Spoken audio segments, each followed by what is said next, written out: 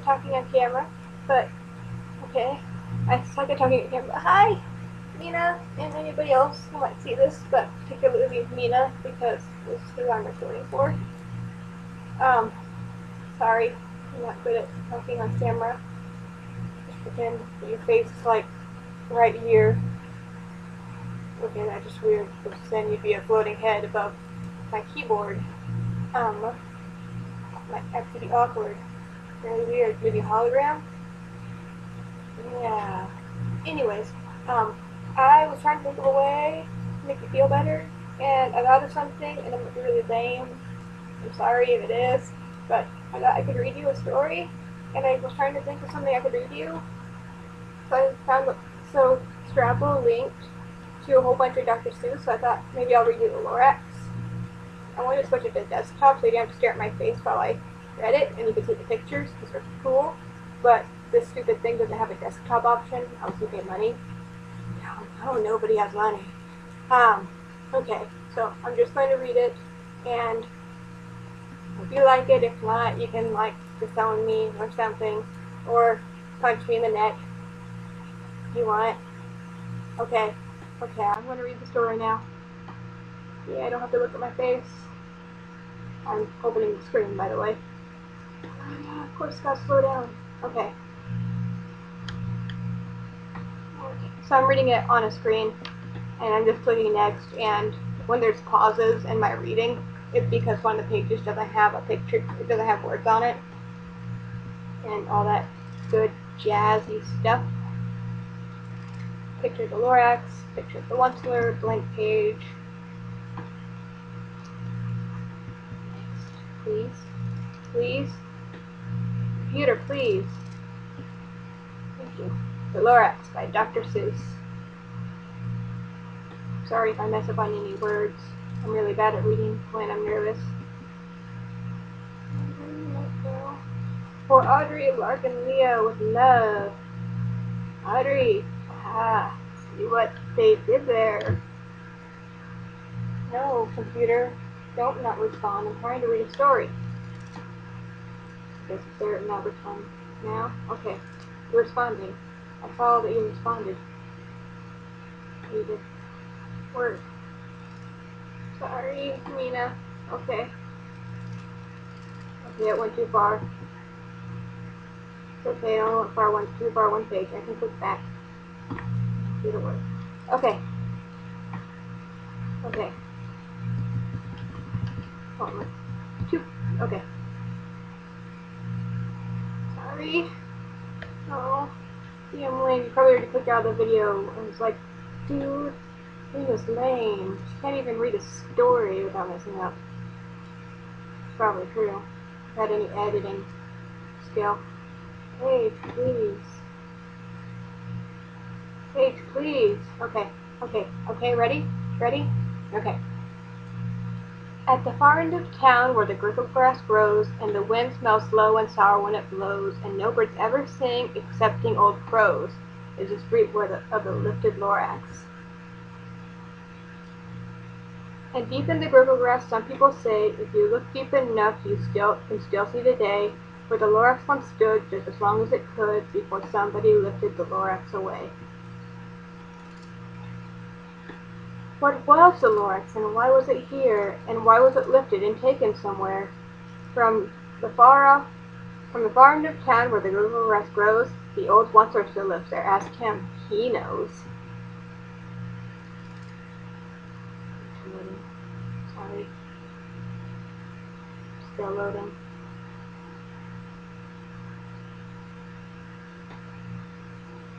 I feel like the computer's against me today. It worked well fine when I read it through it the first time and got this idea. Promise. Maybe I'll edit it. I'll use Microsoft to try. Okay. You won't see the Onceler, don't knock at his door. He stays in his lurkroom cold under the floor. He stays in a lurker cold under the roof, where he makes his own clothes out of the myth-muffered noof. And on the special thing, midnights in August, he peeks out of the shutters, and sometimes he speaks, and tells how the Lorax was lifted away. He'll tell you, perhaps, if you're willing to pay. Okay, Ted. picture. Dad's looking up at the once-wear. He looks all cat-eyed. Maybe that's how he explains why Hal makes longer slides, because once-wear eyes are yellow in the book. On the end of a rope, he lets down a tin pail, and you have to toss in 15 cents and a nail, in the shell of a great-great-great-grandfather snail. If I can, I'll edit this, shorten it. If not, I apologize. It's like a lot. How long the video is. Why don't you work properly when I need to? Well, I can tell you now, while I'm waiting for it to work, that the next one is a picture. Oh, there it is. And Ted's throwing in the stuff into the bucket. There's a little faucet and it's dripping. Then he pulls up the pail, makes a most careful count to see if you paid him the proper amount. Then he hides what you have paid away in his snub, his secret strange hole, and his grooveless glove. Then he grunts, "I will call you by whisper-my-phone, for the secrets I tell you are for your ears alone." Secret. And just the once-wear dropping the stuff into a hole in his glove. Slap! Down slips the whisper-my-phone to your ear, and the old once-wear's whispers are not very clear, since they have to come down through a snarly hose, and he sounds as if he had smallish bees up his nose. "Now I'll tell you," he says, with his teeth sounding gray, "how the Lorax got lifted and taken away. It all started way back, such a long, long time back."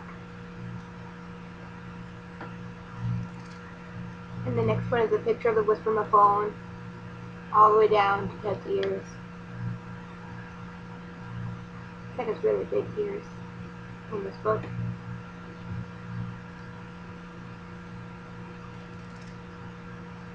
It's going to be a really long video myself. Way back in the days when the grass was still green and the pond was still wet and the clouds were still clean and the song of the Swami swan sprang out in space, one morning I came to this glorious place, and I first saw the trees, the truculent trees, the bright-colored tufts of the truculent trees, mile after mile, in the fresh morning breeze. The truculent trees. No, that looks so happy. Picture of the truculent trees, the Swami swan in the lake, looking happy. Those bushes. Yeah, bushes. And under the trees I saw brown barbaloots frisking around in their barbaloot suits as they played in the shade and ate trucula fruits. From the ripulous pond came the comfortable sound of the humming fish humming while splashing around. Splash, go on the fish.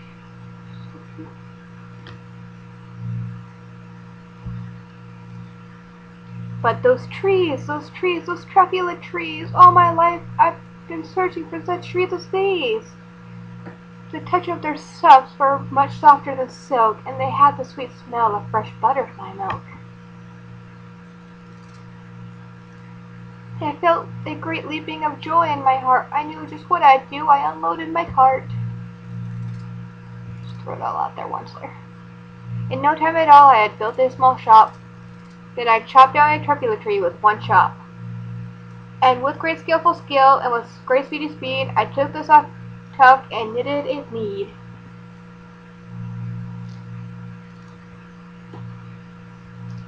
Axe on the stab.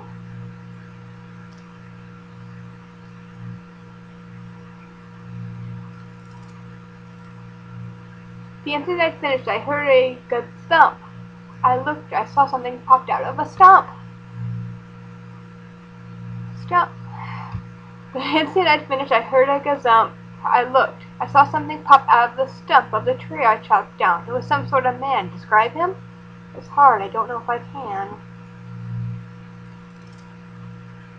He was shortish and oldish and brownish and mossy, and he spoke with a voice that was sharpish and bossy.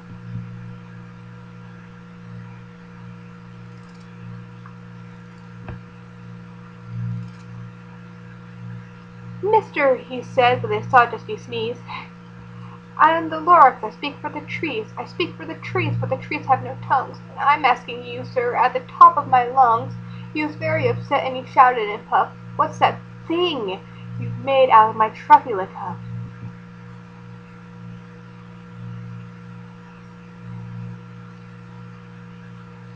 Look, Lorax, I said, there's no cause for alarm. I chopped just one tree. I am doing no harm. I'm being quite useful. This thing is a need.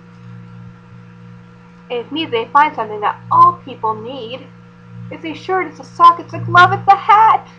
But that it has other uses. It's far beyond that. You can use it for carpets, for pillows, for sheets, or curtains, or covers for bicycle seats. The Lorax said, "Sir, you are crazy with grief. There is no one on earth who would buy that full of need."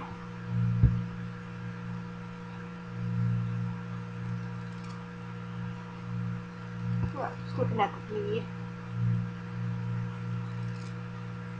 But the very next minute I proved he was wrong, for just at that minute a chap came along, and he thought that the need I had knitted was great. He happily bought it for $3.98.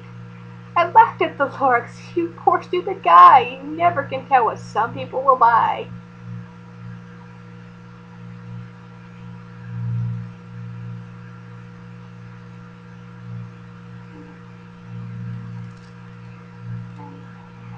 Can't see the guy's face. Can you even see it? Looks like he needs to turn his face. Maybe. Yeah, I think so. "I repeat," cried the Lorax, "I speak for the trees." "I'm busy," I told him. "Shut up, if you please." I rushed across the room and in no time at all built the radio phone. I put in a quick call. I called all my brothers and uncles and aunts, and I said, "Listen here, here's a wonderful chance for the whole wanted family to get mighty rich. Get over here fast. Take the road to North Nitch, turn left at Weehawken, sharp right at South Stitch." Weehawken. I see what they did there. Yeah. And in no time at all in the factory I built, the whole monster family was working full tilt. We were knitting needs just as busy as bees to the sound of the chopping of truffula trees. Melvin doesn't look so happy in that picture. Then, oh baby, oh how my business did grow. Now chopping one tree at a time was too slow. So I quickly invented my super axe hacker, which whacked off 4 trees at one smacker. We were making needs 4 times as fast as before, and the Lorax, he didn't show up anymore. Picture of Lorax yelling at the Onceler.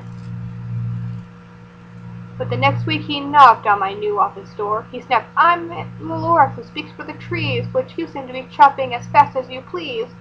But I'm also in charge of the brown barbaloots who played in the shade in their barbaloot suits and happily live eating truffula fruits. Now, thanks to your hacking my trees to the ground, there's not enough truffula fruit to go round. My poor barbaloots are all getting the crummies because they have gas and no food in their tummies." Barbaloots. "They love living here, but I can't let them stay. They'll have to find food, and I hope that they may. Good luck, boys," he cries as he sent them away.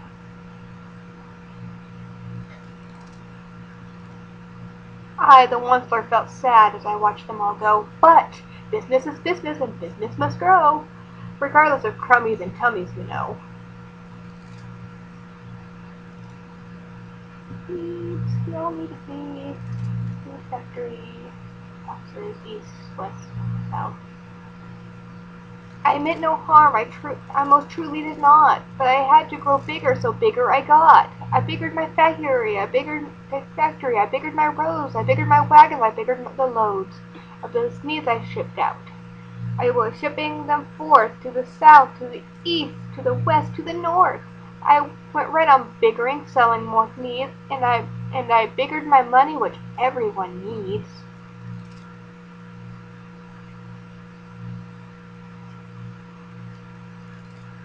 Then again he came back. I was fixing some pipes when that old nuisance Lorax came back with more gripes. "I'm the Lorax," he coughed and he whiffed. He sneezed and he snuffled. He snarled and sniffed. Once, he cried with a crofulous croak, once, you're making such smugulous smoke. My poor Swami swans, why they can't sing a note. No one can sing who has smog in his throat.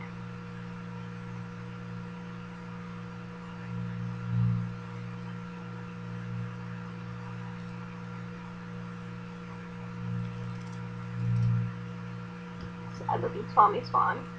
Meat factory. Swami Smog. And so, said the Lorax, please pardon my cough. They can't live here, so I'm sending them off.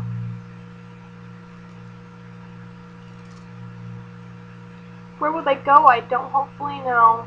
They may have to fly for a month or a year to escape the smog that's smogged up around here.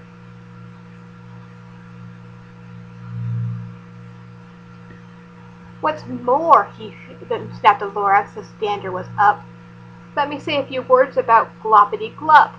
Your machinery chugs on day and night without stop, making gluppity-glup and sloppity-slop. And what do you do with your leftover goo? I'll show you, you dirty old one-floor man, you.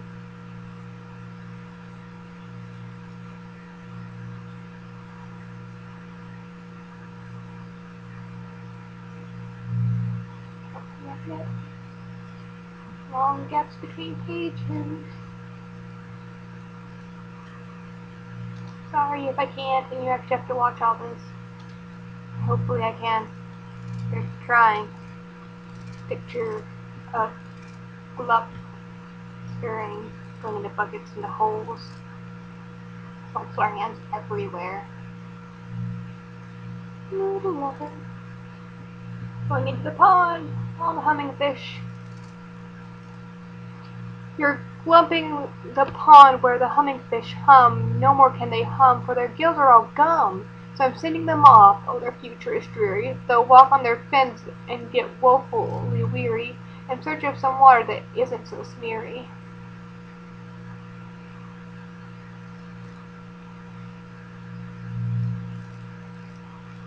What's the name?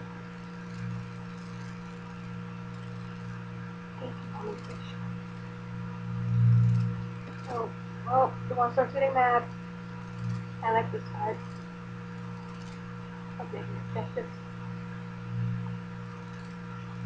And then I got mad. I got terribly mad. I yelled at the monster, now listen here, Dad. All you do is yap and say bad, bad, bad, bad. Well, I have my rights, sir, and I'm telling you I intend to go on doing just what I do.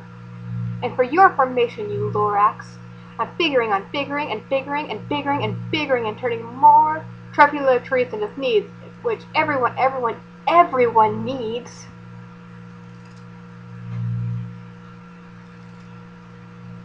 And at that very moment we heard a loud whack.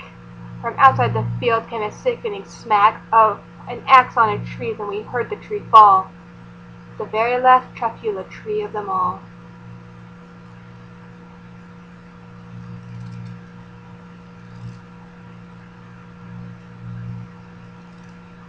No more trees, no more needs, no more work to be done. So in no time, my uncles and aunts, everyone, all waved me goodbye. They jumped into my cars and drove away into the smoke-smothered stars. Now all that was left neath the bad-smelling sky was my big empty factory, the Lorax and I. Bye, Lorax. The Lorax said nothing, just gave me a glance. Just gave me a very sad backward glance as he lifted himself by the seat of his pants, and I'll never forget the grim look on his face when he hoisted himself and took leave of this place, through the hole in the smog without leaving a trace.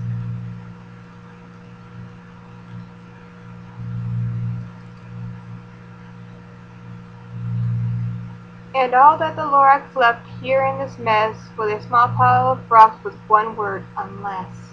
Whatever that means, well, I just guess. That was long, long ago, but each day since that day, I've sat here and worried and wondered away. Through the years while my buildings have fallen apart, I've worried about it with all of my heart. But now, says the Onceler, now that you're here, The word of the Lorax is perfectly clear. Unless someone like you cares a whole awful lot, nothing is going to get better. It's not. Wester waving his arms.